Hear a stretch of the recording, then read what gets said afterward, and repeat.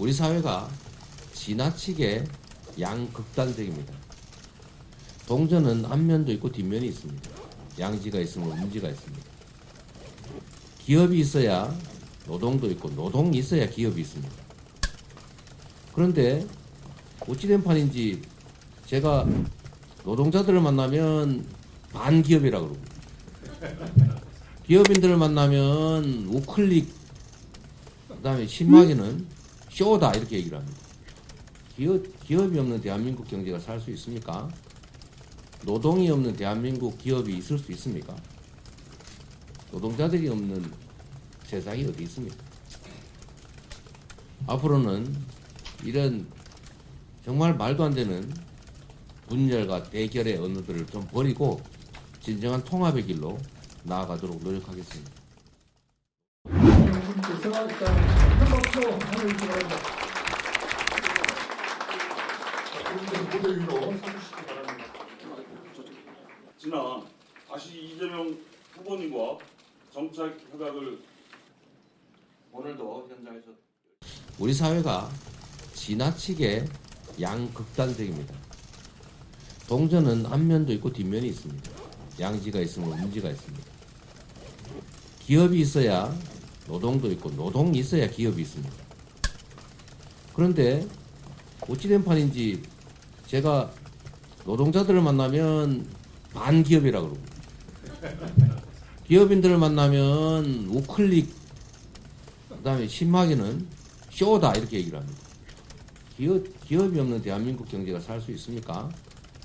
노동이 없는 대한민국 기업이 있을 수 있습니까? 노동자들이 없는 세상이 어디 있습니까? 앞으로는 이런 정말 말도 안 되는 분열과 대결의 언어들을 좀 버리고 진정한 통합의 길로 나아가도록 노력하겠습니다. 노동자들이 잘 돼야 기업이 잘 됩니다. 기업이 잘 돼야 노동자들도 삶이 좋아집니다. 필요할 때는 협력하고 또 필요할 때는 싸우겠지요.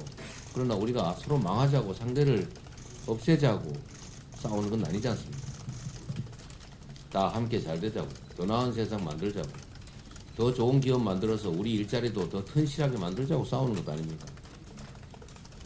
그리고 정부는 정치는 그 중간에서 그 양자를 다 포괄해야 되는 것입니다. 시어머니하고 며느리 사이에서 시어머니 앞에서는 시어머니 편들고 며느리 앞에 가서는 며느리 편들고 그럼 되겠어요. 그럼 가정부라 생기죠. 오바마가 그런 얘기를 했던 게 기억이 납니다.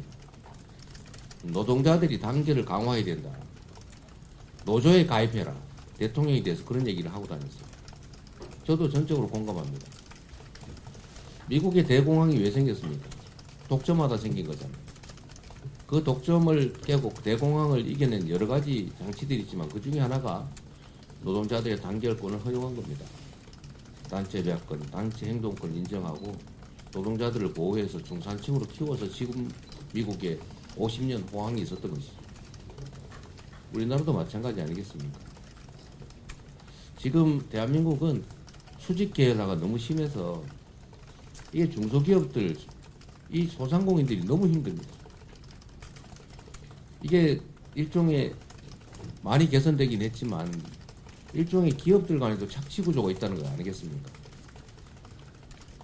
단가 우려치기, 납품 단가 깎기, 기업 성과 가로채기. 요즘은 많이 없어지고는 있지만 지금까지 그게 대한민국 중소기업들의 사정을 어렵게 했습니다. 중소기업이 잘 돼야 중소기업에 고용된 노동자들의 삶도 좋아지죠. 그런데 중소기업들이 하도 수직 계열화돼가지고 영업 이익률도 낮고 경영 개선이 되면 어디 힘센 기업에 사실상 많이 뺏기다 보니까 경영 개선 노력을 하기보다는 로비에 힘쓴다는 것도 아닙니까? 이런 비정상을 정상으로 바꿔야죠. 그래서 중소기업이든 계열화된 기업들이든 그 기업들끼리도 단결권을 줘야 됩니다. 지금 공정거래법이 이걸 많이 차단을 하고 있는데 사실은 똑같은 큰 대기업의 여러 회사들이 납품을 한다. 그러면 그 집단 교섭을 할 수 있게 허용을 해줘야 될 것 아닙니까? 그런데 이게 힘이 너무 차이가 크니까 일방적으로 당하고 그게 기업 생태계, 경제 생태계를 망치는 것 아닙니까? 앞으로 한국노총이 조합원 300만 시대를 열기 바랍니다. 그게 대한민국이 잘 되는 길입니다. 저는 확신합니다. 노동자들이 자기가 다니는 회사 망하라고, 자기 직장 없어지라고 그런 싸움 하겠습니까? 그런 싸움을 하면 여기 계신 노조 간부들이 말리겠지요. 그런 바보들이 어디 있겠어요? 너무 과한 요구를 하는 것도 아닐 테고, 또 과한 요구를 하면 그건 사회적인 지탄을 받을 겁니다. 그게 바로 토론과 타협을 통해서 균형 있게 사회가 성장하는 길, 나라가 발전하는 길이 아닐까 그렇게 생각합니다.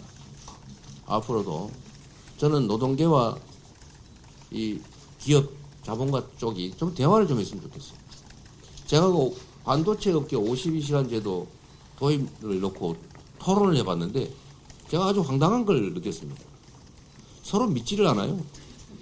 제가 이 빨간 동그란 컵을 놓고 이게 도대체 어떻게 생겼냐를 토론을 했는데 한쪽은 네모라 그러고요. 한쪽은 세모라 그러는데 제가 보니까 동그라미예요. 그래서 이거 동그라미입니다. 라고 아무리 얘기해도 세모 쪽은 그 네모가 거짓말하는 겁니다. 이렇게 얘기하고 네모 쪽에다 얘기를 하니까 세모가 못 믿어서 그런 거예요. 이렇게 얘기해요. 그래서 제가 보여주면 안 볼란다 이렇게 합니다. 이 대화가 단절됐어요. 그래서 잠깐 어차피 이 얘기가 또 분명히 언론에서 문제될 거라서 한 말씀을 더 추가로 드리면 반도체 업계 그 52시간 연구직 있지 않습니까? 제가 기업인들 요새 많이 만나는데 그 말씀을 드려요. 제가 얘기를 해보니까 그 실익이 없는 제도더라. 여러분도 보셨겠지만 그 반도체 연구개발 그 중에서도 아주 고급 연구 인력들 연봉 1억 5천 이상 또는 1억 3천 이상 이런 분들한테 본인이 원하면 좀 몰아서 일할 수 있게 주 52시간제 예외를 인정해 주자 그러더라고요. 제가 보기에는 그 필요도 있어요. 그런데 노동계에서 의심을 하지 않습니까? 저거 총 노동시간을 늘리려고 그러는 거다. 그리고 노동의 대가를 안 주고 부려먹으려고 그러는 거다. 착취하려고 그러는 거다. 이런 의심이 있잖아요. 그 양쪽을 다 얘기를 들어봤습니다. 김주영 의원님하고도 한참 얘기를 했는데. 근데 이 부분에 대해 이해가 완전히 다르더라고요. 제가 그래서 사용자 쪽에 물어봤죠. 노동자들이 이런 의심을 하는데 노동시간을 총 노동시간 늘리려고 그러냐? 그랬더니 처음에는 말을 못하다가 그건 아니라고 정리했어요. 그리고 노동시간을 한쪽으로 몰았었으면은 추가 노동에 대한 노동 강도가 높아지는 것에 대한 대가를 지불하느냐? 연장근로 50% 더 줘야 되잖아요. 주말근로, 심야근로 이런 거 주냐? 그거 준대요. 그럼 됐네. 그래서 결국은 총 노동시간을 늘리지 않는다. 노동 강도 강화에 따른 모든 대가를 현행 법대로 다 추가로 지급한다. 그렇게 하니까 어떤 일이 생긴 것 같습니까, 여러분? 기존에 있는 무슨 변형근로제, 선택근로제, 재량근로제보다 불리한 제도예요. 그런 제도는 필요가 없어요. 그 사용자도 인정을 합니다. 그건 필요가 없는데? 그래서 제가 그랬어요. 그러면 철회해라. 그리고 연봉 1억 5천 이상 받는 연구개발직이 그렇게 막 강제로 막 시키면 버텨나겠냐? 다 도망가지. 그래서 그러면 필요 없대요. 그래서 결론이 어떻게 됐냐? 그 반도체 업계 쪽에서 노동부에다 요구를 했습니다. 그거 필요 없다. 단 3개월로 돼 있는 지금 노동부의 그 변형근로 인가 시간을 6개월로 늘려달라 그러더라고요. 그건 노동부 소관 아니냐. 그랬더니 제가 전에 대통령 대행하고 여당 위원장하고 저하고 정책위 의장하고 만났지 않습니까? 그 만났는데 그분들이 뭐라고 하는지 아세요? 그 대통령 권한대행 최상목 대행이었죠? 요구가 다 그거였어요. 필요 없고 반도체 업계가 그런다. 노동부도 마찬가지 아니었습니까? 그거 52시간제 필요 없다. 뭐가 필요하냐? 반도체 업계의 특성을 고려해서 노동행정을 한다. 이런 문구만 넣어달라면서요. 그래서 우리가 그거 왜 필요하냐? 노동부가 그 6개월로 그걸 늘리는데 3개월을 지금 6개월로 늘리는데 요걸 얻어먹으니까 그거 요거 안 얻어먹게 그 조항을 넣어달라는 겁니다. 그래서 제가 노동계에 또 물어봤어요. 저 아무 소용없는 거고 그냥 명목적으로 생색내기로 그 조항 하나 넣어달라는데 그거 넣어주면 안 될까요? 그랬더니 안 된대요. 그거 필요 없는 걸 왜 넣냐 그거예요. 그 말도 맞잖아요. 필요 없으니까 넣어줘도 되잖냐 그 말도 맞잖아요. 제가 그 양쪽을 그걸 조정을 하다가 지금 포기했어요.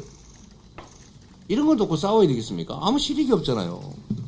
그래서 지금 반도체 지원법이 아직도 그것 때문에 처리가 안 되고 있습니다. 대체 왜 이러냐고요. 필요 없다는 건 반도체 업계 인정해요. 이거 필요 없네. 기존 제도보다 더 불리하네. 필요 없네. 인정해요. 그러면 노동부가 6개월로 늘려야 되는데 그 명분이 필요하니까 그 법 만들어달라 해서 그런 세상에 그런 법이 어디 있냐.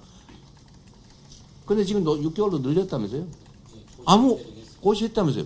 아무 문제 없잖아요. 그러면 철회해야지 그 주장을. 그런데 지금도 그것 때문에 싸우고 있어요.